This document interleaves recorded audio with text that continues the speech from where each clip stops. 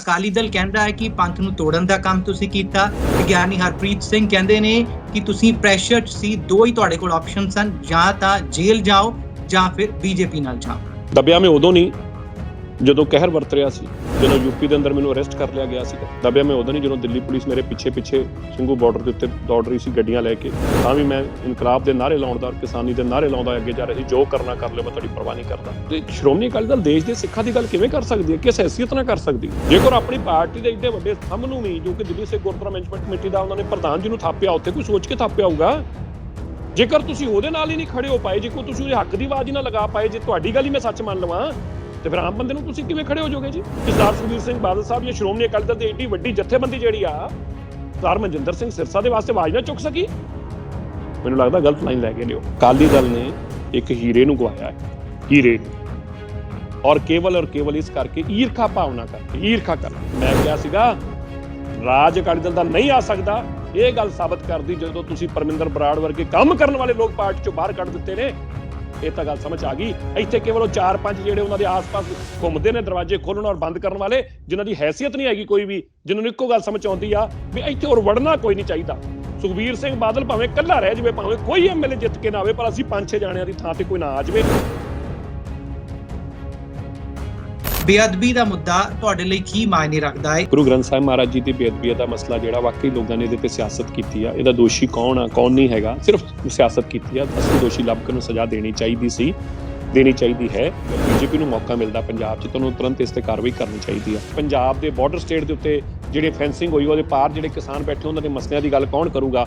ਪੰਜਾਬ 'ਚ ਇੰਡਸਟਰੀ ਆਵੇ, ਪੰਜਾਬ ਦਾ 4 ਲੱਖ ਕਰੋੜ ਦਾ ਕਰਜ਼ਾ ਘਟਾਵੇ। ਪੰਜਾਬ ਦੇ ਅੰਦਰ ਜਿਹੜੇ ਧਰਮੀ ਫੌਜੀ ਸੀਗੇ, ਜਿਹੜੇ ਕੌਮ ਦੀ ਲੜਾਈ ਲੜਦੇ ਰਹੇ, ਅੱਜ ਤੱਕ ਉਹ ਵਾਂਝੇ ਤੁਰੇ ਫਿਰਦੇ, ਉਹਨਾਂ ਨੂੰ ਕਿਸੇ ਬਾਂਹ ਨਾ ਫੜੀ। ਹਿੰਦੂ ਸਿੱਖ ਦਾ ਮਸਲਾ ਪੰਜਾਬ 'ਚ ਬਣਾਇਆ ਜਾਂਦਾ ਸਿਆਸੀ ਪਾਰਟੀਆਂ ਵੱਲੋਂ, ਇਹਦੀ ਗੱਲ ਕੌਣ ਕਰੂਗਾ? ਐਸੇ ਬਹੁਤ ਸਾਰੇ ਹੋਰ ਵੀ ਮਸਲੇ ਨੇ ਭਾਰਤੀ ਜਨਤਾ ਪਾਰਟੀ ਨੂੰ ਐਡਰੈਸ ਕਰਨੇ ਹੋਣਗੇ।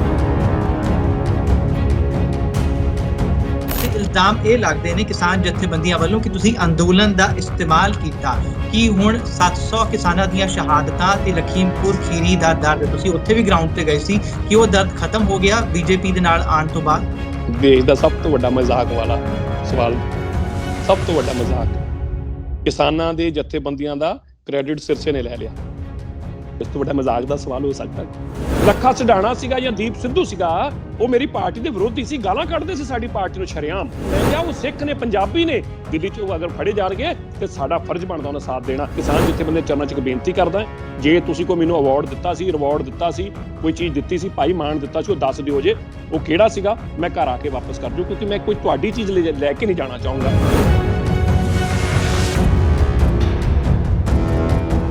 ਕਰਤਾਰਪੁਰ ਲਾਂਘੇ ਨੂੰ ਖੋਲ੍ਹਣਾ ਬੀਜੇਪੀ ਵੱਲੋਂ, ਉਹਨਾਂ ਦੀ ਸਰਕਾਰ ਵੱਲੋਂ। ਉੱਤਰਾਖੰਡ ਦਾ ਗਵਰਨਰ ਇੱਕ ਸਿੱਖ ਚਿਹਰਾ, ਸਾਬਕਾ ਡੀਜੀਪੀ ਸਰਬਜੀਤ ਸਿੰਘ ਮੱਕੜ ਦਾ ਆਉਣਾ, ਤੇ ਇਸ ਤੋਂ ਇਲਾਵਾ ਤੁਹਾਡਾ ਆਉਣਾ, ਅਮਰਿੰਦਰ ਸਿੰਘ ਦਾ ਕੰਬੀਨੇਸ਼ਨ, ਕੀ ਇਹ ਸਾਰੀਆਂ ਚੀਜ਼ਾਂ ਜਿਹੜੀਆਂ ਇੱਕ ਮਾਲਾ ਵਿੱਚ ਸੰਜੋ ਕੇ ਬੀਜੇਪੀ ਪੰਜਾਬ ਦੇ ਸਿੱਖ ਵੋਟਰਾਂ ਤੱਕ ਪਹੁੰਚ ਕਰ ਪਾਵੇਗੀ? ਬਿਲਕੁਲ ਕਰ ਪਾਏਗੀ, ਔਰ ਮੈਂ ਦੱਸਦਾ ਤੁਹਾਨੂੰ ਬੀਜੇਪੀ ਸਰਕਾਰ ਬਣਾਏਗੀ, 100% ਬਣਾਏਗੀ। ਕਿ ਅਸੀਂ ਬੀਜੇਪੀ ਵੱਲੋਂ ਪੰਜਾਬ ਦੇ ਅਗਲੇ ਸੀਐਮ ਫੇਸ ਨਾਲ ਗੱਲ ਕਰ ਰਹੇ ਹਾਂ? ਉਹ ਕੀ ਬਾਤ, ਕੀ ਬਾਤ ਹੈ। ਦੇਖੋ, ਥੋੜੀ ਦੇਰ ਵਾਸਤੇ ਇਹ ਫੀਲਿੰਗ ਲੈਣ ਵਾਸਤੇ ਚੰਗੀ ਗੱਲ ਹੈਗੀ ਆ, ਕਿਉਂਕਿ ਮੈਨੂੰ ਤੁਸੀਂ ਇੰਨਾ ਵੱਡਾ ਬਣਾ ਦਿੱਤਾ ਹੈ, ਮੇਰੇ ਵਰਗੇ ਅਧਨੇ ਜੇ ਬੰਦੇ ਨੇ ਇੱਥੋਂ ਤੱਕ ਪਹੁੰਚਾ ਦਿੱਤਾ ਹੈ। ਮੈਂ ਉਸ ਕਾਬਿਲ ਵੀ ਨਹੀਂ, ਉਹ ਬਹੁਤ ਛੋਟਾ ਜਿਹਾ ਆਦਮੀ ਆ। ਮੇਰਾ ਮਕਸਦ ਪੰਜਾਬ ਨਹੀਂ, ਮੇਰਾ ਮਕਸਦ ਦੇਸ਼ ਦੇ ਸਿੱਖਾਂ ਦਾ ਮਸਲਾ ਹੈ।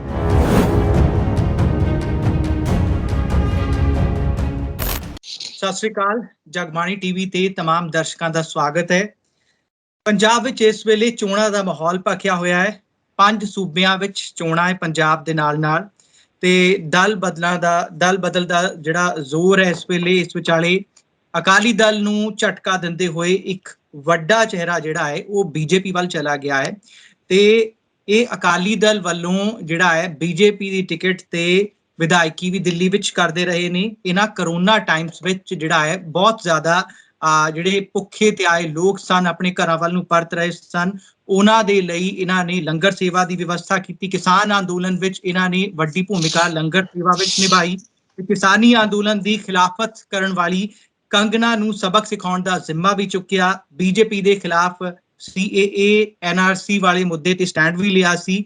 ਲਖੀਮਪੁਰ ਖੀਰੀ ਕਾਂਡ ਵਿੱਚ ਸੰਗਤ ਲਈ ਇਨਸਾਫ ਦੀ ਮੰਗ ਲੈ ਕੇ ਇਹ ਬੀਜੇਪੀ ਖਿਲਾਫ ਇਹਨਾਂ ਨੇ ਝੰਡਾ ਵੀ ਚੁੱਕਿਆ। ਅੰਦੋਲਨ ਸਮੇਂ ਜਿਹੜਾ ਉੱਤਰਾਖੰਡ ਵੱਲੋਂ ਯੂਪੀ ਵੱਲੋਂ ਜਿਹੜੇ ਜੱਥੇ ਆ ਰਹੇ ਸਨ ਉਹਨਾਂ ਨੂੰ ਲਾਮਬੰਦ ਵੀ ਕੀਤਾ, ਪਰ ਆਖਿਰਕਾਰ ਜਦੋਂ ਖੇਤੀ ਕਾਨੂੰਨ ਰੱਦ ਹੋ ਗਏ ਉਸ ਤੋਂ ਬਾਅਦ ਇਹ ਵੱਡਾ ਚਿਹਰਾ ਜਿਹੜਾ ਹੈ ਉਹ ਬੀਜੇਪੀ ਦੇ ਕਮਲ ਦੇ ਨਾਲ ਆ ਗਿਆ। ਸਾਡੇ ਨਾਲ ਇਸ ਵੇਲੇ ਮੌਜੂਦ ਨੇ ਸਰਦਾਰ ਮਨਜਿੰਦਰ ਸਿੰਘ ਸਿਰਸਾ। ਸਵਾਗਤ ਹੈ ਸਿਰਸਾ ਸਾਹਿਬ। ਬਹੁਤ ਬਹੁਤ ਧੰਨਵਾਦ ਜੀ। ਵਾਹਿਗੁਰੂ ਜੀ ਕਾ ਖਾਲਸਾ, ਵਾਹਿਗੁਰੂ ਜੀ ਕੀ ਫਤਿਹ। ਸ਼ਮਿਤ ਜੀ, ਸਿਰਸਾ ਸਾਹਿਬ, ਕਿਸੇ ਕੋਈ ਟਾਈਮ ਸੀ ਜਦੋਂ ਬੀਜੇਪੀ ਦੇ ਨਾਲ ਕਈ ਮੁੱਦਿਆਂ ਤੇ ਮਤਭੇਦ ਰਹਿੰਦਾ ਸੀ, ਕਈ ਮੁੱਦਿਆਂ ਤੇ ਤੁਸੀਂ ਬੀਜੇਪੀ ਖਿਲਾਫ ਝੰਡਾ ਵੀ ਚੁੱਕਿਆ, ਤੇ ਬੀਜੇਪੀ ਨਾਲ ਜਾਣ ਦਾ ਫੈਸਲਾ ਸੌਖਾ ਸੀ ਕਿ ਔਖਾ? ਕਿਉਂਕਿ ਅਕਾਲੀ ਦਲ ਕਹਿੰਦਾ ਹੈ ਕਿ ਪੰਥ ਨੂੰ ਤੋੜਨ ਦਾ ਕੰਮ ਤੁਸੀਂ ਕੀਤਾ, ਤੇ ਗਿਆਨੀ ਹਰਪ੍ਰੀਤ ਸਿੰਘ ਕਹਿੰਦੇ ਨੇ ਕਿ ਤੁਸੀਂ ਪ੍ਰੈਸ਼ਰ 'ਚ ਸੀ। ਦੋ ਹੀ ਤੁਹਾਡੇ ਕੋਲ ਆਪਸ਼ਨ ਸਨ, ਜਾਂ ਤਾਂ ਜੇਲ੍ਹ ਜਾਓ ਜਾਂ ਫਿਰ ਬੀਜੇਪੀ ਨਾਲ ਜਾਓ। ਦੇਖੋ, ਜਿੱਥੋਂ ਤੱਕ ਤੇ ਜਥੇਦਾਰ ਗਿਆਨੀ ਹਰਪ੍ਰੀਤ ਸਿੰਘ ਜੀ ਦੀ ਗੱਲ ਆ, ਮੈਂ ਬਹੁਤ ਅਦਨਾ ਜਿਹਾ ਇੱਕ ਨਿਮਾਣਾ ਜਿਹਾ ਸਿੱਖ ਆ। ਉਹ ਜਥੇਦਾਰ ਅਕਾਲ ਤਖਤ ਸਾਹਿਬ ਨੇ, ਮੇਰੀ ਕੋਈ ਵੀ ਉਹਨਾਂ ਤੇ ਪ੍ਰਤੀਕਿਰਿਆ ਦੇਣਾ ਉਹਨਾਂ ਦੀ ਸ਼ਾਨ ਦੇ ਖਿਲਾਫ ਹੈ। ਇਸ ਕਰਕੇ ਮੇਰੀ ਹੈਸੀਅਤ ਨਹੀਂ ਕਿ ਮੈਂ ਉਹਨਾਂ ਦੀ ਕੋਈ ਵੀ ਗੱਲ ਤੇ ਜਵਾਬ ਦੇ ਪਾਵਾਂ। ਮੈਂ ਬਸ ਆਪ ਉਹਨਾਂ ਦੇ ਚਰਨਾਂ 'ਚ ਇੱਕ ਬੇਨਤੀ ਜ਼ਰੂਰ ਕਰਨਾ ਚਾਹੂੰਗਾ, ਬੜੀ ਨਿਮਰਤਾ ਸਹਿਤ। ਜਥੇਦਾਰ ਸਾਹਿਬ, ਤੁਸੀਂ ਦੇਸ਼ ਦੇ ਦੁਨੀਆ ਭਰ ਦੇ ਸਿੱਖਾਂ ਦੇ ਸਿਰਾਂ ਦਾ ਤਾਜ ਜੇ। ਤੁਹਾਨੂੰ ਸਾਡੇ ਵਰਗੇ ਛੋਟੇ ਲੋਕਾਂ ਤੇ ਇੱਧਰ ਉੱਧਰ ਜਾਣ ਤੇ ਪ੍ਰਤੀਕਿਰਿਆ ਪਾਰਟੀਆਂ ਜਾਣ ਤੇ ਨਹੀਂ ਕਰਨੀ ਚਾਹੀਦੀ, ਕਿਉਂਕਿ ਅਸੀਂ ਬਹੁਤ ਛੋਟੇ ਹਾਂ ਤੇ ਤੁਹਾਡਾ ਰੁਤਬਾ ਜਿਹੜਾ ਉਹ ਬਹੁਤ ਵੱਡਾ ਹੈ। ਸਿੱਖਾਂ ਦੇ ਬਹੁਤ, ਮਤਲਬ ਮੈਂ ਕੀਵਰਡ ਨਹੀਂ ਮੇਰੇ ਕੋਲ ਠੀਕ ਹੋਊਗਾ, ਪਰ ਜੇ ਅਗਰ ਕਿਹਾ ਜਾਏ ਤੇ ਦੇਸ਼ ਆਪ ਜੀ ਨੂੰ ਪੋਪ ਦੇ ਰੂਪ 'ਚ ਦੇਖਦਾ ਹੈ। ਜਿਸ ਤਰ੍ਹਾਂ ਉਹ ਆਪਣੇ ਪੋਪ ਨੂੰ ਦੇਖਦੇ ਨੇ ਕ੍ਰਿਸਚੀਅਨ, ਇਸ ਤਰੀਕੇ ਨਾਲ ਉਹ ਤੁਹਾਨੂੰ ਵੀ ਇਸ ਤਰੀਕੇ ਨਾਲ ਦੇਖਦੇ ਕਿ ਸਿੱਖਾਂ ਦੀ ਸਭ ਤੋਂ ਵੱਡੀ ਸ਼ਖਸੀਅਤ ਹੈ। ਇਸ ਕਰਕੇ ਉਹਨਾਂ। ਦੂਜੀ ਗੱਲ, ਤੁਸੀਂ ਸਰਦਾਰ ਪਾਰਟੀ ਦੀ ਗੱਲ ਕੀਤੀ। ਦੇਖੋ, ਸਰਦਾਰ ਸੁਖਬੀਰ ਸਿੰਘ ਬਾਦਲ ਸਾਹਿਬ ਪਾਰਟੀ ਦੇ ਬਹੁਤ ਵੱਡੀ ਪਾਰਟੀ ਦੇ ਬਹੁਤ ਵੱਡੇ ਪ੍ਰਧਾਨ ਨੇ। ਮੇਰੀ ਔਕਾਤ ਔਰ ਹੈਸੀਅਤ ਉਹਨਾਂ ਦੇ ਬਰਾਬਰ ਬੋਲਣ ਦੀ ਵੀ ਨਹੀਂ ਹੈਗੀ, ਖਿਲਾਫ ਬੋਲਣਾ ਤੇ ਬਹੁਤ ਦੂਰ ਦੀ ਗੱਲ ਆ। ਪਰ ਮੈਂ ਬੜੀ ਨਿਮਰਤਾ ਸਹਿਤ ਉਹਨਾਂ ਨੂੰ ਵੀ ਇੱਕ ਬੇਨਤੀ ਕਰਨਾ ਚਾਹੁੰਦਾ। ਉਹ ਮੈਨੂੰ ਜਾਣਦੇ ਨੇ ਬੜੇ ਚੰਗੇ ਤਰੀਕੇ ਨਾਲ, ਕਿੰਨਾ ਮੈਨੂੰ ਕੋਈ ਦਬਾ ਸਕਦਾ, ਕਿੰਨਾ ਮੈਨੂੰ ਕੋਈ ਨਹੀਂ ਦਬਾ ਸਕਦਾ, ਇਸ ਬਾਰੇ 'ਚ ਉਹਨਾਂ ਨੂੰ ਬਹੁਤ ਅੱਛੀ ਤਰ੍ਹਾਂ ਭਲੀ ਭਾਂਤੀ ਜਾਣਦੇ ਨੇ। ਦਬਿਆ ਮੈਂ ਉਦੋਂ ਨਹੀਂ ਜਦੋਂ ਕਹਿਰ ਵਰਤ ਰਿਹਾ ਸੀ, ਜਦੋਂ ਯੂਪੀ ਦੇ ਅੰਦਰ ਮੈਨੂੰ ਅਰੈਸਟ ਕਰ ਲਿਆ ਗਿਆ ਸੀਗਾ। ਦਬਿਆ ਮੈਂ ਉਦੋਂ ਨਹੀਂ ਜਦੋਂ ਦਿੱਲੀ ਪੁਲਿਸ ਮੇਰੇ ਪਿੱਛੇ ਸਿੰਘੂ ਬਾਰਡਰ ਦੇ ਉੱਤੇ ਦੌੜ ਰਹੀ ਸੀ ਗੱਡੀਆਂ ਲੈ ਕੇ, ਤਾਂ ਵੀ ਮੈਂ ਇਨਕਲਾਬ ਦੇ ਨਾਅਰੇ ਲਾਉਂਦਾ ਔਰ ਕਿਸਾਨੀ ਦੇ ਨਾਅਰੇ ਲਾਉਂਦਾ ਅੱਗੇ ਜਾ ਰਿਹਾ ਸੀ। ਜੋ ਕਰਨਾ ਕਰ ਲਿਓ, ਮੈਂ ਤੁਹਾਡੀ ਪਰਵਾਹ ਨਹੀਂ ਕਰਦਾ। ਤੇ ਹੁਣ ਤੇ ਖਤਮ ਹੋਣ ਤੇ ਮੈਨੂੰ ਕੋਈ ਕੀ ਮੈਨੂੰ ਦਬਾਏਗਾ ਔਰ ਕੀ ਮੇਰੇ ਤੇ ਕਰੇਗਾ। ਪਰ ਇੱਕ ਗੱਲ ਮੈਂ ਤੁਹਾਨੂੰ ਇਹ ਜ਼ਰੂਰ ਕਹਿ ਦਾਂ ਸ਼ਮਿਤ ਜੀ, ਪਾਰਟੀ ਸ਼੍ਰੋਮਣੀ ਅਕਾਲੀ ਦਲ ਬਹੁਤ ਵੱਡੀ ਪਾਰਟੀ ਆ। ਮੈਨੂੰ ਲੱਗਦਾ ਉਹਨਾਂ ਨੇ ਗਲਤ ਲਾਈਨ ਲੈ ਲਈ ਆ। ਜੇਕਰ ਮੰਨ ਲਓ ਇਹ ਵੀ ਗੱਲ ਹੋਵੇ ਤੇ ਸ਼੍ਰੋਮਣੀ ਅਕਾਲੀ ਦਲ ਦੇਸ਼ ਦੇ ਸਿੱਖਾਂ ਦੀ ਗੱਲ ਕਿਵੇਂ ਕਰ ਸਕਦੀ ਹੈ, ਕਿਸ ਹੈਸੀਅਤ ਨਾਲ ਕਰ ਸਕਦੀ ਹੈ? ਜੇਕਰ ਆਪਣੀ ਪਾਰਟੀ ਦੇ ਏਡੇ ਵੱਡੇ ਸਥੰਭ ਨੂੰ ਵੀ, ਜੋ ਕਿ ਦਿੱਲੀ ਸਿੱਖ ਗੁਰਦੁਆਰਾ ਮੈਨੇਜਮੈਂਟ ਕਮੇਟੀ ਦਾ ਉਹਨਾਂ ਨੇ ਪ੍ਰਧਾਨ ਜੀ ਨੂੰ ਥਾਪਿਆ, ਉੱਥੇ ਕੋਈ ਸੋਚ ਕੇ ਥਾਪਿਆ ਹੋਊਗਾ। ਜੇਕਰ ਤੁਸੀਂ ਉਹਦੇ ਨਾਲ ਹੀ ਨਹੀਂ ਖੜੇ ਹੋ ਪਾਏ, ਜੇਕਰ ਤੁਸੀਂ ਉਹਦੇ ਹੱਕ ਦੀ ਆਵਾਜ਼ ਹੀ ਨਾ ਲਗਾ ਪਾਏ, ਜੇ ਤੁਹਾਡੀ ਗੱਲ ਹੀ ਮੈਂ ਸੱਚ ਮੰਨ ਲਵਾਂ, ਤੇ ਫਿਰ ਆਮ ਬੰਦੇ ਨੂੰ ਤੁਸੀਂ ਕਿਵੇਂ ਖੜੇ ਹੋ ਜਾਓਗੇ ਜੀ? ਆਮ ਬੰਦਾ ਕਿਵੇਂ ਸੁਰੱਖਿਅਤ ਮਹਿਸੂਸ ਕਰੇਗਾ? ਦੇਸ਼ ਦਾ ਸਿੱਖ ਅੱਜ ਕੀ ਮਹਿਸੂਸ ਕਰ ਰਿਹਾ ਹੋਊਗਾ ਕਿ ਸਰਦਾਰ ਸੁਖਬੀਰ ਸਿੰਘ ਬਾਦਲ ਸਾਹਿਬ ਜਾਂ ਸ਼੍ਰੋਮਣੀ ਅਕਾਲੀ ਦਲ ਦੀ ਏਡੀ ਵੱਡੀ ਜਥੇਬੰਦੀ ਜਿਹੜੀ ਆ ਸਰਦਾਰ ਮਨਜਿੰਦਰ ਸਿੰਘ ਸਿਰਸਾ ਦੇ ਵਾਸਤੇ ਆਵਾਜ਼ ਨਾ ਚੁੱਕ ਸਕੀ? ਮੈਨੂੰ ਲੱਗਦਾ ਗਲਤ ਲਾਈਨ ਲੈ ਗਏ ਨੇ, ਉਹ ਬਹੁਤ ਗਲਤ ਲਾਈਨ ਲੈ ਗਏ ਨੇ ਸ਼ਮਿਤ ਜੀ। ਦੂਜੀ ਗੱਲ, ਉਹਨਾਂ ਕੋਲ ਹੋਰ ਕੋਈ ਲਾਈਨ ਨੂੰ ਬਚੀ ਵੀ ਨਹੀਂ ਸੀਗੀ, ਕਿਉਂਕਿ ਉਹ ਪ੍ਰੀਪੇਅਰਡ ਵੀ ਨਹੀਂ ਸੀਗੇ।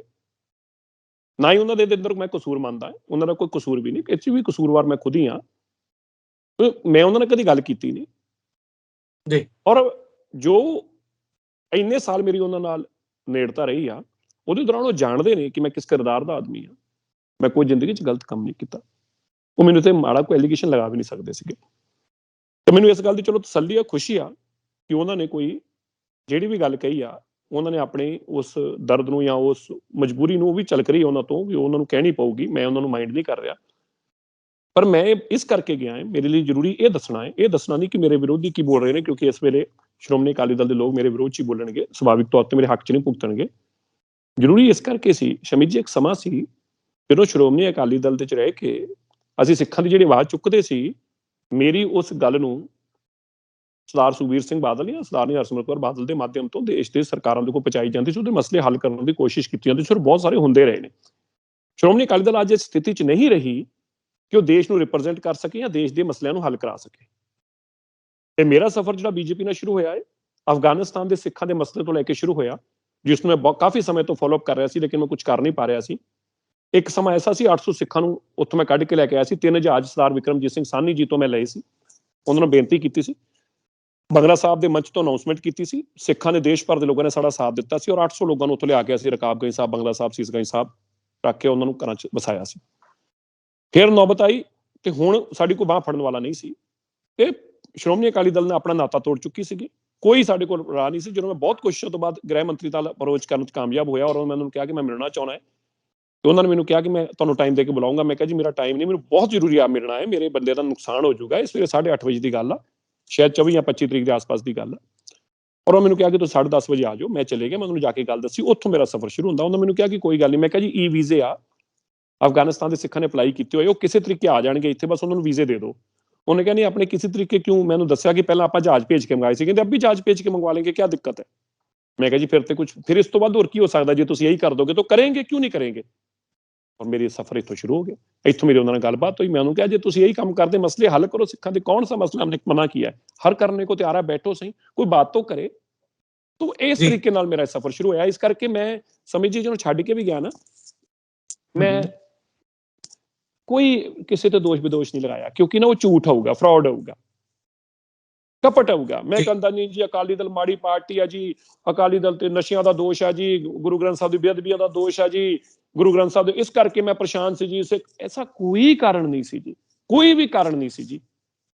मैं पर यह गल जरूर कही कि मैं दिल्ली गुरुद्वारा मैनेजमेंट कमेटी की प्रधानगी के रूप च तुहाडे नाल नहीं आऊंगा, मैं छड्ड के आऊंगा, क्योंकि कल नूं सवाल चुके जाणगे शायद सिरसा इहनूं बचाउणा चाहुंदा सीगा शायद, तो इस करके ठीक नहीं होगा, जस्टिफाइड नहीं होगा। फिर तुसीं मैनूं दस दो कि मैं कित्थे गलत हां। ਜੀ ਤੁਸੀਂ ਕਹਿ ਰਹੇ ਹੋ ਕਿ ਸਿੱਖਾਂ ਦੇ ਮਸਲੇ ਤੁਸੀਂ ਵਧੀਆ ਤਰੀਕੇ ਨਾਲ ਹੱਲ ਕਰਨ ਵਾਸਤੇ ਤੁਹਾਨੂੰ ਲੱਗਿਆ ਕਿ ਬੀਜੇਪੀ ਨਾਲ ਰਹਿ ਕੇ ਤੁਸੀਂ ਵਧੀਆ ਤਰੀਕੇ ਨਾਲ ਹੱਲ ਕਰ ਪਾਓਗੇ। ਪੰਜਾਬ ਦੀ ਦੁਖਦੀ ਰਗ ਹੈ ਔਰ 2015 ਤੋਂ ਹੀ ਇਹ ਦੁਖਦੀ ਰਗ ਹੈ। ਬੇਅਦਬੀ ਦਾ ਮੁੱਦਾ ਤੁਹਾਡੇ ਲਈ ਕੀ ਮਾਇਨੇ ਰੱਖਦਾ ਹੈ? ਇਹ ਵੀ ਤਾਂ ਸਿੱਖਾਂ ਦਾ ਮਸਲਾ ਹੀ ਹੈ ਤੇ ਹੁਣ ਤੱਕ ਦੀਆਂ ਸਰਕਾਰਾਂ ਤੋਂ ਨਮੋਸ਼ੀ ਹੀ ਹੱਥ ਲੱਗੀ ਹੈ। ਇਸ ਬਾਰੇ ਤੁਹਾਡੇ ਕੀ ਵਿਚਾਰ ਨੇ? ਤੁਹਾਡੇ ਆਉਣ ਤੋਂ ਪਹਿਲਾਂ ਬੀਜੇਪੀ ਕਈ ਆਪਣੀਆਂ ਪ੍ਰੈਸ ਕਾਨਫਰੰਸਿਸ ਵਿੱਚ ਜਿਹੜਾ ਹੈ ਇਹ ਮੁੱਦਾ ਜਿਹੜਾ ਹੈ ਐਲਾਨ ਕਰਦੀ ਰਹੀ ਹੈ ਕਿ ਇਸ ਮੁੱਦੇ ਨੂੰ ਅਸੀਂ ਸੁਲਝਾਵਾਂਗੇ। ਇਸ ਮੁੱਦੇ ਬਾਰੇ ਤੁਹਾਡੇ ਕੀ ਵਿਚਾਰ ਨੇ ਹੁਣ ਬੀਜੇਪੀ ਚ ਆਉਣ ਤੋਂ ਬਾਅਦ? ਨਹੀਂ, ਮੇਰੇ ਵਿਚਾਰ ਪਹਿਲਾਂ ਵੀ ਉਹੀ ਸੀ, ਮੇਰੇ ਬਦਲ ਨਹੀਂ ਗਏ ਕੋਈ ਵਿਚਾਰ। ਸੁਮਿਤ ਜੀ ਇੱਕ ਗੱਲ ਤੇ ਆ, ਗੁਰੂ ਗ੍ਰੰਥ ਸਾਹਿਬ ਮਹਾਰਾਜ ਜੀ ਦੀ ਬੇਅਦਬੀ ਦਾ ਮਸਲਾ ਜਿਹੜਾ ਵਾਕਈ ਲੋਕਾਂ ਨੇ ਇਹਦੇ ਤੇ ਸਿਆਸਤ ਕੀਤੀ ਆ, ਇਹਦਾ ਦੋਸ਼ੀ ਕੌਣ ਆ ਕੌਣ ਨਹੀਂ ਹੈਗਾ, ਸਿਰਫ ਸਿਆਸਤ ਕੀਤੀ ਆ। ਅਸਲੀ ਦੋਸ਼ੀ ਲੱਭ ਕੇ ਉਹਨੂੰ ਸਜ਼ਾ ਦੇਣੀ ਚਾਹੀਦੀ ਸੀ, ਦੇਣੀ ਚਾਹੀਦੀ ਹੈ।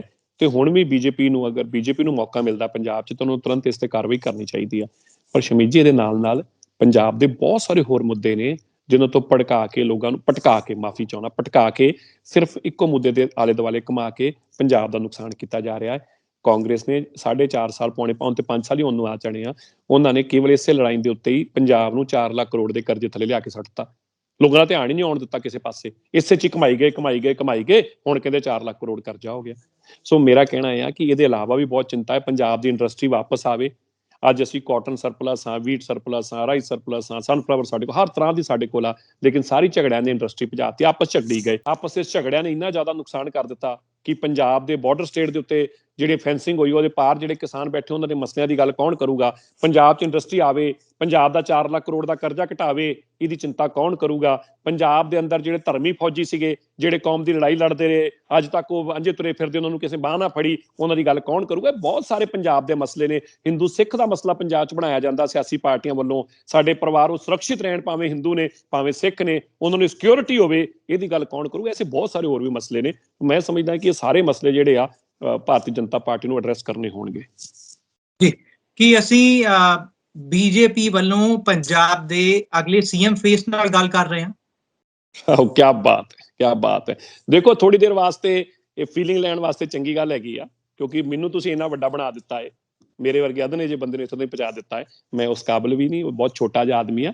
ਮੇਰਾ ਮਕਸਦ ਪੰਜਾਬ ਨਹੀਂ, ਮੇਰਾ ਮਕਸਦ ਦੇਸ਼ ਦੇ ਸਿੱਖਾਂ ਦਾ ਮਸਲਾ ਹੈ। ਮੇਰਾ ਮਕਸਦ ਇਹ ਆ ਕਿ ਦਿੱਲੀ ਦੇ ਅੰਦਰ ਦੇਸ਼ ਦੇ ਸਿੱਖਾਂ ਦੀ ਪਹਿਲੀ ਸਿੱਖ ਯੂਨੀਵਰਸਿਟੀ ਦਿੱਲੀ 'ਚ ਸਥਾਪਿਤ ਕਰਾ ਦਈਏ, ਤਾਂ ਕਿ ਦੇਸ਼ ਦੇ ਬੱਚੇ ਸਿੱਖ ਇੱਥੇ ਆ ਕੇ ਸਿੱਖਿਆ ਲੈਣ। ਮੇਰਾ ਮਕਸਦ ਹੈ ਜੰਮੂ ਕਸ਼ਮੀਰ ਦੇ ਲੋਕਾਂ ਨੂੰ ਉਹਨਾਂ ਦਾ ਮਿਨੋਰਟੀ ਸਟੇਟਸ ਤੇ ਜੰਮੂ ਕਸ਼ਮੀਰ ਦੀਆਂ ਨੌਕਰੀਆਂ 'ਚ ਰਿਜ਼ਰਵੇਸ਼ਨ ਦਵਾ ਦਈਏ। ਮੇਰਾ ਮਕਸਦ ਇਹ ਆ ਕਿ ਜਿਹੜੇ ਮੱਧ ਪ੍ਰਦੇਸ਼ ਸਿੱਖ ਨੇ, ਸਿਗਲੀ ਘਰ ਸਿੱਖ, ਉਹਨਾਂ ਦਾ ਰਾਈਟ ਉਹਨਾਂ ਨੂੰ ਦਵਾ ਦਈਏ। ਮੇਰਾ ਮਕਸਦ ਇਹ ਆ ਕਿ ਡੋਂਗਮਰ ਗੁਰਦੁਆਰੇ ਦੀ ਜਗ੍ਹਾ ਬਣਾ ਕੇ ਛੇਤੀ ਉੱਥੇ ਕਾਰ ਸੇਵਾਵਾਂ ਵਾਲਿਆਂ ਨੂੰ ਹਾਜ਼ਰ ਦੇ ਕੇ ਉਹਦਾ ਨੀਂਹ ਪੱਥਰ ਖਾ ਕੇ ਕੰਮ ਚਾਲੂ ਕਰਾ ਦਈਏ। ਮੇਰਾ ਮਕਸਦ ਇਹ ਆ ਜਿਹੜੀ ਜਗ੍ਹਾ ਗਿਆਨ ਗੋਦੜੀ ਦੇ ਅੰਦਰ ਗੁਰੂ ਘਰ ਦੇ ਵਾਸਤੇ ਲੈ ਰੱਖੀ ਆ ਜਾਂ ਦਿੱਤੀ ਸੀਗੀ, ਅੱਜ ਤੱਕ ਉਹ ਦੇ ਨਹੀਂ ਪਾਏ, ਅੱਜ ਤੱਕ ਉਹਦੇ ਕਾਗਜ਼ ਅੱਜ ਤੱਕ ਨਹੀਂ ਹੈਂਡਓਵਰ ਹੋ ਪਾਏ, ਉਹ ਜਗ੍ਹਾ ਹੈਂਡਓਵਰ ਹੋ ਜੇ, ਕਾਰਸ ਵਾਲੇ ਬਾਬਾ ਮਹਾਂਪੁਰਖ ਉੱਤੇ ਕੰਮ ਸ਼ੁਰੂ ਕਰ ਦੇਣ।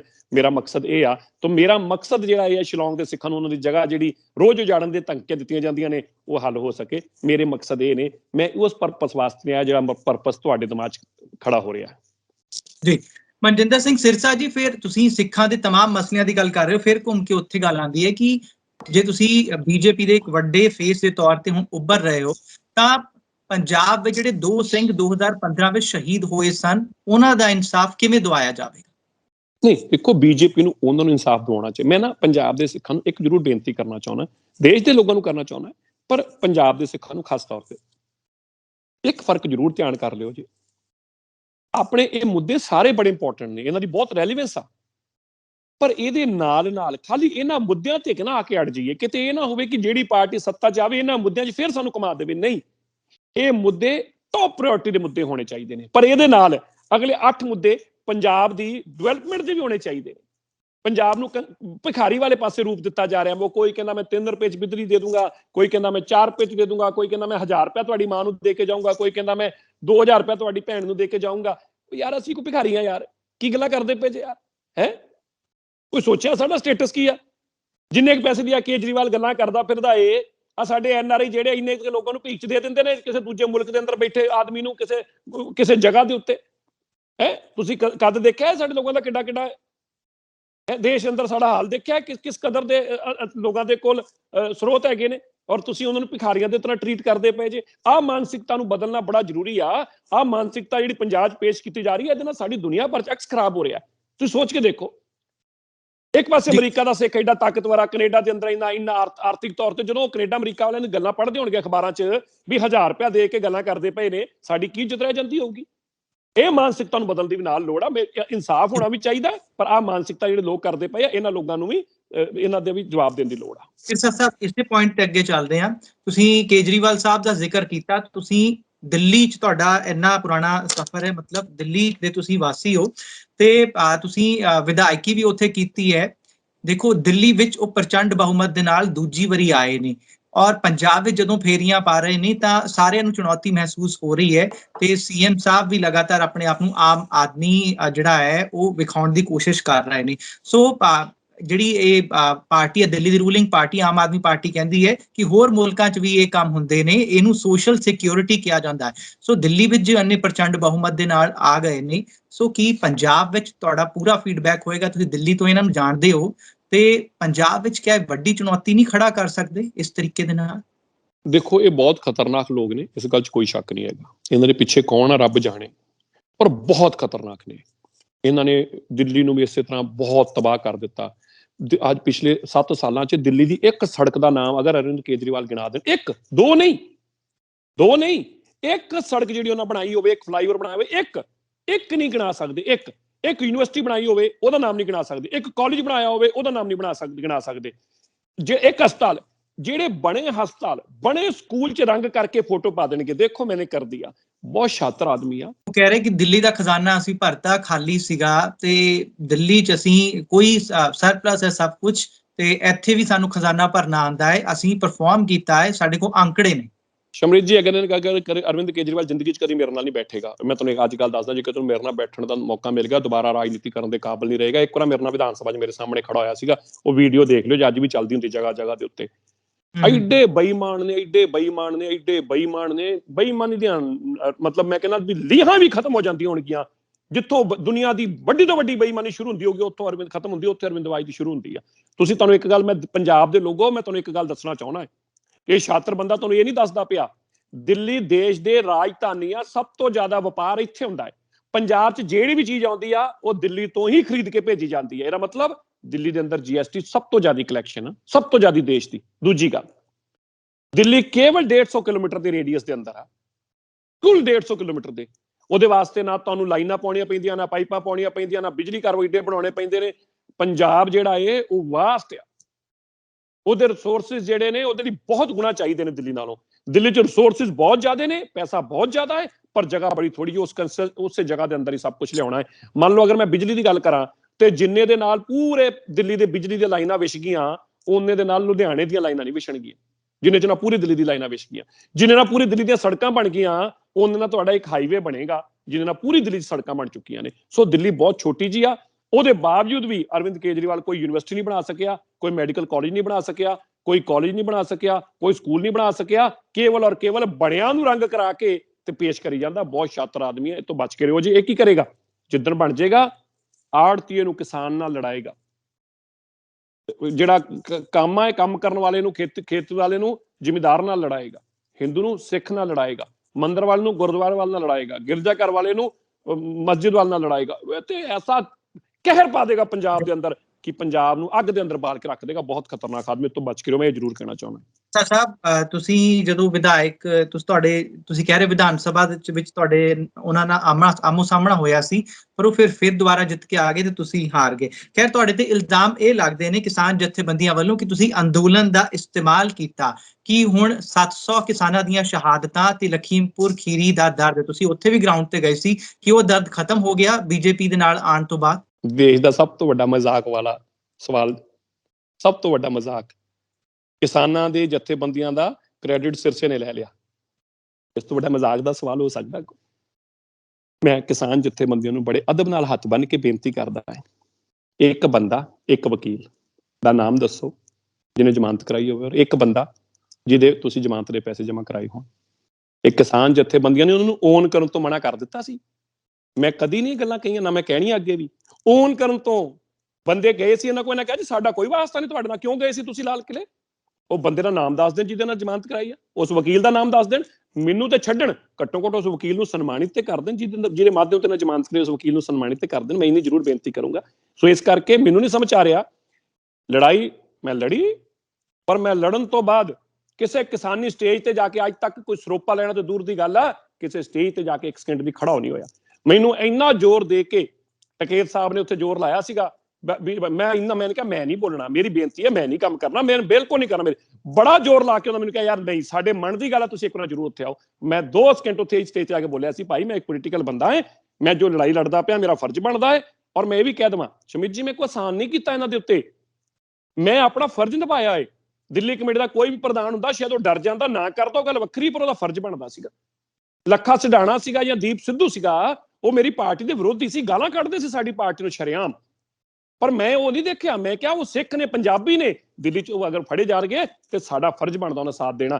ਅੱਜ ਲੱਖੇ ਸਿਧਾਣਾ ਨੂੰ ਪੁੱਛ ਲਿਓ ਜੇ ਜਿਸ ਤਰੀਕੇ ਦੀ ਜ਼ਮਾਨਤ ਕਰਾਈ, ਉਸ ਵਰ ਦੀ ਅੱਗ ਦੇ ਅੰਦਰ ਕੋਈ ਬੰਦਾ ਨਹੀਂ ਖੜਾ ਹੋ ਸਕਦਾ ਸੀ, ਪਰ ਮੈਂ ਉਤੋਂ ਕਦੀ ਕੋਈ ਉਮੀਦ ਨਹੀਂ ਕੀਤੀ। ਔਰ ਅੱਜ ਮੈਂ ਭਾਜਪਾ ਚਲੇ ਗਿਆ, ਮੈਂ ਕਦੀ ਕਿਸੇ ਬੰਦੇ ਨੂੰ ਇਹ ਵੀ ਨਹੀਂ ਕਿਹਾ ਕਿ ਤੁਸੀਂ ਆਓ ਨਾ, ਮੈਂ ਉਹ ਸੋਚਦਾ ਆਦਮੀ ਨਹੀਂ ਹੈਗਾ। ਮੈਂ ਕਿਸਾਨ ਜਿੱਥੇ ਚਰਨਾਂ ਚ ਇੱਕ ਬੇਨਤੀ ਕਰਦਾ, ਜੇ ਤੁਸੀਂ ਕੋਈ ਮੈਨੂੰ ਅਵਾਰਡ ਦਿੱਤਾ ਸੀ, ਰਿਵਾਰਡ ਦਿੱਤਾ ਸੀ, ਕੋਈ ਚੀਜ਼ ਦਿੱਤੀ ਸੀ, ਭਾਈ ਮਾਣ ਦਿੱਤਾ ਸੀ, ਉਹ ਦੱਸ ਦਿਓ ਜੇ ਉਹ ਕਿਹੜਾ ਸੀਗਾ, ਮੈਂ ਘਰ ਆ ਕੇ ਵਾਪਸ ਕਰ ਜਾਊ, ਕਿਉਂਕਿ ਮੈਂ ਕੋਈ ਤੁਹਾਡੀ ਚੀਜ਼ ਲੈ ਕੇ ਨਹੀਂ ਜਾਣਾ ਚਾਹੂੰਗਾ। ਇਹ ਮੇਰੇ ਮਨ ਦੀ ਜ਼ਰੂਰ ਭਾਵਨਾ ਹੈ। ਮੇਰਾ ਫਰਜ਼ ਸੀਗਾ, ਮੈਂ ਤੁਹਾਡੇ ਤੇ ਆਸਾਨ ਨਹੀਂ ਕੀਤਾ, ਮੇਰਾ ਫਰਜ਼ ਸੀ, ਮੈਂ ਫਰਜ਼ ਨਿਭਾਇਆ ਔਰ ਫਰਜ਼ ਅੱਗੇ ਵੀ ਨਿਭਾਉਂਦਾ ਰਹੂੰਗਾ। ਜਦੋਂ ਸਿੱਖ ਦੀ ਗੱਲ ਆਊਗੀ, ਸਿਰਸਾ ਚਟਾਨ ਵਰਗੂ ਇਸੇ ਤਰ੍ਹਾਂ ਖੜਾ ਦਿਖਾਈ ਦਊਗਾ। ਕੰਗਨਾ ਦੇ ਮਾਮਲੇ ਤੇ ਹੁਣ ਤੁਹਾਡਾ ਕੀ ਸਟੈਂਡ ਹੈ? ਤੁਸੀਂ ਹੁਣ ਬੀਜੇਪੀ ਵੱਲ ਆ ਗਏ। ਕੰਗਨਾ ਨੇ ਅਗਰ ਮੇਰੇ ਤੇ ਕੋਈ ਸਵਾਲ ਚੁੱਕੇ ਹੁੰਦੇ ਤੇ ਸ਼ਾਇਦ ਮੈਂ ਚੁੱਪ ਵੀ ਕਰ ਜਾਂਦਾ, ਭੁੱਲ ਜਾਂਦਾ ਵੀ ਕੋਈ ਗੱਲ ਨਹੀਂ, ਗੱਲ ਖਤਮ ਹੋ ਗਈ ਆ। ਲੇਕਿਨ ਉਹਨੇ ਸਿੱਖਾਂ ਤੇ ਸਵਾਲ ਚੁੱਕੇ ਨੇ, ਸਿੱਖੀ ਤੇ ਸਵਾਲ ਚੁੱਕੇ ਨੇ, ਸਿੱਖ ਮਾਵਾਂ ਭੈਣਾਂ ਤੇ ਸਵਾਲ ਚੁੱਕੇ ਨੇ। ਨਾ ਮੈਂ ਉਸ ਲੜਾਈ ਨੂੰ ਕਦੀ ਛੱਡ ਸਕਦਾ। ਮੈਂ ਉਹਦੇ ਖਿਲਾਫ ਮੋਰਚਾ ਖੋਲਿਆ ਸੀ, ਮੇਰਾ ਮੋਰਚਾ ਅੱਜ ਵੀ ਕਾਇਮ ਆ। ਮੈਂ ਬੰਬੇ ਸਿੱਖਾਂ ਨੂੰ ਕਿਹਾ ਸੀ, ਭਾਈ ਦੁਬਾਰਾ ਗੱਲ ਜਿੱਦਣ ਤੁਹਾਨੂੰ ਲੋੜ ਹੋਵੇ ਮੈਨੂੰ ਦੱਸ ਦਿਓ ਜੇ, ਇਹ ਕੰਗਨਾ ਨਾਲ ਲੜਾਈ ਜਾਰੀ ਰਹੇਗੀ, ਜਾਰੀ ਰਹੇਗੀ, ਜਾਰੀ ਰਹੇਗੀ। ਜੀ ਅੱਛਾ ਜੀ, ਸਿਰਸਾ ਸਾਹਿਬ, ਤੁਹਾਡੇ ਨਾਲ ਪਰਮਿੰਦਰ ਬਰਾੜ ਵੀ ਆ ਗਏ ਉਧਰਲੇ ਪਾਸੇ, ਬੀਜੇਪੀ ਵਾਲੇ ਪਾਸੇ, ਤੇ ਅਨਿਲ ਜੋਸ਼ੀ ਦਾ ਕੀ ਇਸ ਤਰੀਕੇ ਨਾਲ ਬਦਲਾ ਲਿਆ ਹੈ ਬੀਜੇਪੀ ਵਾਲਿਆਂ ਨੇ ਕਿ 2 ਅਕਾਲੀ ਦਲ ਦੇ ਜਿਹੜੇ ਚਿਹਰੇ ਸਨ ਉਹ ਬੀਜੇਪੀ ਵਾਲੇ ਲੈ ਆਏ? ਦੇਖੋ, ਪਰਮਿੰਦਰ ਬਰਾੜ ਦੇ ਬਾਰੇ ਚ ਮੈਂ ਜ਼ਰੂਰ ਕਹਿਣਾ ਚਾਹੁੰਦਾ, ਨਾ ਮੈਂ ਲੈ ਕੇ ਆਇਆ, ਨਾ ਮੇਰਾ ਵਾਸਤਾ ਉਹਨੂੰ ਲਿਆਉਣ ਚ। ਮੈਂ ਪਹਿਲਾਂ ਇਹ ਗੱਲ ਕਲੀਅਰ ਕਰ ਦਵਾਂ, ਮੇਰਾ ਨਹੀਂ ਕੋਈ, ਮੇਰੀ ਅਸੀਅਤ ਵੀ ਨਹੀਂ, ਮੈਂ ਕੀ ਲੈ ਕੇ ਆਉਣਾ। ਲੇਕਿਨ ਅਕਾਲੀ ਦਲ ਨੇ ਇੱਕ ਹੀਰੇ ਨੂੰ ਗਵਾਇਆ, ਹੀਰੇ ਨੂੰ, ਔਰ ਕੇਵਲ ਇਸ ਕਰਕੇ ਈਰਖਾ ਭਾਵਨਾ ਕਰਕੇ ਉਹ ਅਗਰ ਉਸ ਬੰਦੇ ਨੂੰ, ਮੈਂ ਅੱਜ ਤੁਹਾਨੂੰ ਇਹ ਦੱਸ ਦੇਣਾ ਚਾਹੁੰਦਾ, ਪਰਮਿੰਦਰ ਸਿੰਘ ਬਰਾੜ, ਮੈਂ ਇਸ ਉਹਦੇ ਤੇ ਬੋਲ ਰਿਹਾ, ਲਾਈਵ ਦੁਨੀਆ ਸੁਣ ਰਹੀ ਆ ਔਰ ਬੀਜੇਪੀ ਵੀ ਸੁਣ ਰਹੀ ਹੋਊਗੀ, ਔਰ ਮੈਂ ਜੋ ਗੱਲ ਕਹਿਣ ਜਾ ਰਿਹਾ ਉਹ ਸਾਰੇ ਸੁਣਨਗੇ। ਪਰਮਿੰਦਰ ਬਰਾੜ ਦੇਸ਼ ਦੇ ਗ੍ਰਹਿ ਮੰਤਰੀ ਦੇ ਨਾਲ ਵੱਖਰਾ ਮਿਲ ਕੇ ਉਹਨਾਂ ਨੇ ਬੁਲਾਇਆ ਇਹਨੂੰ, ਇਹਦੀ ਕਾਬਲੀਅਤ ਨੂੰ, ਔਰ ਸਾਡੀ ਪਾਰਟੀ ਨੇ ਧੱਕੇ ਦੇ ਕੇ ਬਾਹਰ ਕੱਢਿਆ, ਧੱਕੇ ਦੇ ਕੇ ਬਾਹਰ ਕੱਢਿਆ। ਮੈਂ ਉਦੋਂ ਇਹ ਗੱਲ ਕਹਿ ਦਿੱਤੀ ਸੀਗੀ ਆਪਣੇ, ਮੈਂ ਬਹੁਤ ਸਾਰੇ ਲੀਡਰ, ਮੈਂ ਨਾਮ ਨਹੀਂ ਲੈਣਾ ਕਿਉਂਕਿ ਉਹਨਾਂ ਦੇ ਵਿਚਾਰਿਆਂ ਦੇ ਦੁਸ਼ਮਣ ਬਣ ਜੂਗੀ ਪਾਰਟੀ ਦੇ ਅੰਦਰ, ਸਰਦਾਰ ਸੁਖਬੀਰ ਸਿੰਘ ਬਾਦਲ ਦੇ ਆਸ-ਪਾਸ ਲੋਕ, ਉਹਨਾਂ ਨੂੰ ਮੈਂ ਇਹ ਗੱਲ ਕਹੀ ਸੀਗੀ, ਉਹਨਾਂ ਦਾ ਮੈਂ ਨਾਮ ਨਹੀਂ ਲਊਂਗਾ, ਉਹਨਾਂ ਦੇ ਨੁਕਸਾਨ ਹੋ ਜਾਊਗਾ। ਮੈਂ ਕਿਹਾ ਸੀਗਾ ਰਾਜ ਅਕਾਲੀ ਦਲ ਦਾ ਨਹੀਂ ਆ ਸਕਦਾ। ਇਹ ਗੱਲ ਸਾਬਤ ਕਰਦੀ ਜਦੋਂ ਤੁਸੀਂ ਪਰਮਿੰਦਰ ਬਰਾੜ ਵਰਗੇ ਕੰਮ ਕਰਨ ਵਾਲੇ ਲੋਕ ਪਾਰਟੀ ਚੋਂ ਬਾਹਰ ਕੱਢ ਦਿੱਤੇ ਨੇ।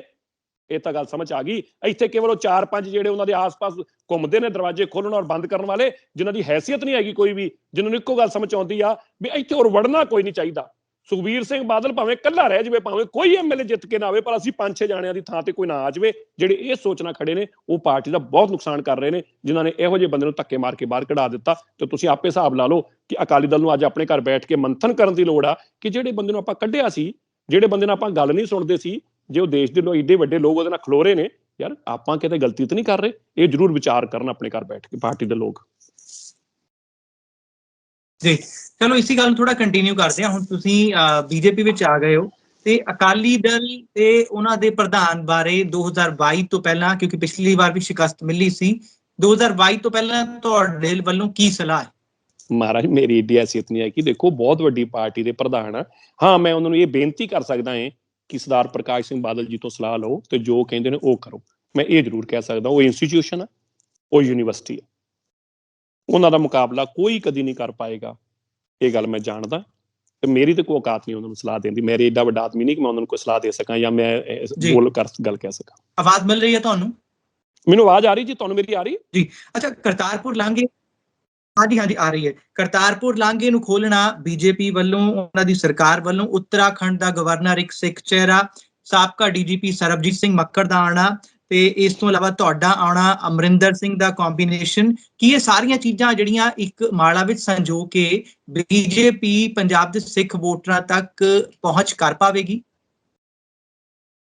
ਬਿਲਕੁਲ ਕਰ ਪਾਏਗੀ। ਔਰ ਮੈਂ ਦੱਸਦਾ ਤੁਹਾਨੂੰ, ਬੀਜੇਪੀ ਸਰਕਾਰ ਬਣਾਏਗੀ, 100% ਬਣਾਏਗੀ। ਅੱਜ ਲੋਕਾਂ ਨੂੰ ਮੇਰੀ ਗੱਲ ਨਹੀਂ ਠੀਕ ਲੱਗ ਰਹੀ ਹੋਗੀ, ਲੋਕਾਂ ਨੂੰ ਲੱਗ ਰਿਹਾ ਹੋਊਗਾ ਕਿ ਵੈਸੇ ਸਿਰਫ ਨੇ ਸਟੇਟਮੈਂਟ ਦਿੱਤੀ, ਮੈਂ ਕੋਈ ਵੈਸੇ ਸਟੇਟਮੈਂਟ ਨਹੀਂ ਦੇ ਰਿਹਾ। ਬੀਜੇਪੀ ਹੀ ਸਰਕਾਰ ਬਣਾਊਗੀ, ਕਿਉਂਕਿ ਪੰਜਾਬ ਦੇ ਲੋਕ ਵੀ ਜਦੋਂ ਦੱਸਣਗੇ, ਪੰਜਾਬ ਦੇ ਲੋਕ ਵੀ ਸਮਝਣਗੇ ਕਿ ਇਹ ਜਿਹੜੀ ਖਿਚੜੀ ਬਣੀ ਜਾ ਰਹੀ ਹੈ, ਗੰਦ ਪਈ ਜਾ ਰਿਹਾ ਹੈ, ਪੰਜਾਬ ਦਾ ਨੁਕਸਾਨ ਕੀਤਾ ਜਾ ਰਿਹਾ ਹੈ, ਇਹ ਕੇਵਲ ਦੇਸ਼ਵਾਦੀ ਸਰਕਾਰ ਹੀ ਇਹ ਮਸਲਿਆਂ ਨੂੰ ਹੱਲ ਕਰ ਸਕਦੀ ਆ। ਭਾਵੇਂ ਉਹ ਕਰਜ਼ਾ ਲਾਉਣਾ ਹੋਵੇ, ਭਾਵੇਂ ਵਾਪਸ ਇੰਡਸਟਰੀ ਲੈ ਕੇ ਆਉਣੀ ਹੋਵੇ, ਭਾਵੇਂ ਭਾਈਚਾਰਕ ਸਾਂਝ ਬਣਾ ਕੇ ਰੱਖਣੀ ਹੋਵੇ, ਇਹਦੇ ਲਈ ਬਹੁਤ ਜ਼ਰੂਰੀ ਹੈ ਇਸ ਵੇਲੇ ਪੰਜਾਬ ਦੇ ਵਾਸਤੇ। ਘੱਟੋ ਘੱਟ ਮੈਂ ਪੰਜਾਬ ਦੇ ਲੋਕਾਂ ਨੂੰ ਵੀ ਬੇਨਤੀ ਕਰੂੰਗਾ, ਬਈ ਤੁਸੀਂ ਸਭ ਨੂੰ ਵਾਰ-ਵਾਰੀ ਮੌਕਾ ਦਿੱਤਾ ਹੈ, ਮੈਂ ਇਹਨਾਂ ਦੇ ਨਾਲ ਵੀ ਰੋਜ਼ ਬੈਠਦਾ ਹਾਂ, ਮੈਂ ਜਾਣਦਾ ਕਿ ਤੁਸੀਂ ਇੱਕ ਮੌਕਾ ਦੇਣ ਤੋਂ ਬਾਅਦ ਤੁਸੀਂ ਖੁਦ ਕਹੋਗੇ ਕਿ ਪੰਜਾਬ ਦੀਆਂ ਮਸਲਿਆਂ ਨੂੰ ਹੱਲ ਕਰਨ ਵਾਸਤੇ ਇੱਕ ਹੀ ਪਾਰਟੀ ਸੀਗੀ ਜਿਹਨੇ ਸਾਨੂੰ ਬੇੜਾ ਪਾਰ ਕਰਾ ਦਿੱਤਾ। ਜ਼ਰੂਰੀ ਆ, ਕਰਜ਼ੇ ਨਾਲ ਅਸੀਂ ਲਿਪਤ ਹੋ ਚੁੱਕੇ ਆ, ਨਸ਼ਿਆਂ ਨੇ ਸਾਨੂੰ ਮਾਰ ਦਿੱਤਾ ਏ, ਭਾਈਚਾਰਕ ਸਾਂਝ ਜਿਹੜੀ ਸਾਡੀ ਟੁੱਟ ਚੁੱਕੀ ਆ, ਇੱਕ ਦੂਜੇ ਨੂੰ ਮਾਰਨ ਨੂੰ ਫਿਰਦੇ ਪਏ ਨੇ। ਇਹ ਸਾਰੀਆਂ ਚਿੰਤਾ ਜਿਹੜੀਆਂ ਨੇ ਇਹ ਇਸ ਕਰਕੇ ਹੋ ਰਹੀਆਂ ਨੇ ਕਿਉਂਕਿ ਉੱਥੇ ਰਾਜ ਹਾਸਲ ਕਰਨ ਵਾਲੇ ਲੋਕ, ਜਿਹਨਾਂ ਨੂੰ ਇਹ ਕਿ ਕਿਸੇ ਤਰੀਕੇ ਕੁਰਸੀ ਤੇ ਬਹਿ ਜਾਈਏ, ਉਹ ਲੋਕ ਬੈਠੇ ਨੇ, ਜਿਹੜੇ ਦੇਸ਼ ਦੇ ਅੰਦਰ ਬੈਠੇ ਨੇ। ਇਹਨਾਂ ਦੀ ਚਿੰਤਾ ਪੂਰਾ ਦੇਸ਼ ਆ, ਇਹ ਕਦੀ ਕੋਈ ਐਸਾ ਕੰਮ ਨਹੀਂ ਹੋਣ ਦੇਣਗੇ ਜਿਹਦੇ ਨਾਲ ਪੰਜਾਬ ਦਾ ਨੁਕਸਾਨ ਹੋਵੇ, ਕਿਉਂਕਿ ਇਹਨਾਂ ਨੇ ਪੂਰੇ ਦੇਸ਼ ਨੂੰ ਚਲਾਉਣਾ ਹੈ। ਔਰ ਪੰਜਾਬ ਇੰਪੋਰਟੈਂਟ ਜਗ੍ਹਾ ਤੇ ਲੋਕੇਟਡ ਆ, it is next to Pakistan, so it is the most important state for BJP ਔਰ a national party who is running a state. So ਉਹਦੀ ਰੈਲੇਵੈਂਸ ਬਹੁਤ ਜ਼ਿਆਦਾ ਆ। ਮੈਨੂੰ ਲੱਗਦਾ ਹੈ ਕਿ ਪੰਜਾਬ ਦੇ ਲੋਕ ਜ਼ਰੂਰ ਇਸ ਗੱਲ ਨੂੰ ਮਹਿਸੂਸ ਕਰਨਗੇ। ਇੰਦਰ ਸਿੰਘ ਸਿਰਸਾ ਹੁਣ ਜ਼ਿਆਦਾਤਰ ਟਾਈਮ ਦਿੱਲੀ ਵਿੱਚ ਰਹਿਣਗੇ ਜਾਂ ਪੰਜਾਬ ਵਿੱਚ? ਤੇ ਇਹ ਪਹਿਲਾਂ ਇਸ ਦਾ ਜਵਾਬ ਦਿਓ ਕਿ ਦਿੱਲੀ ਜਾਂ ਪੰਜਾਬ?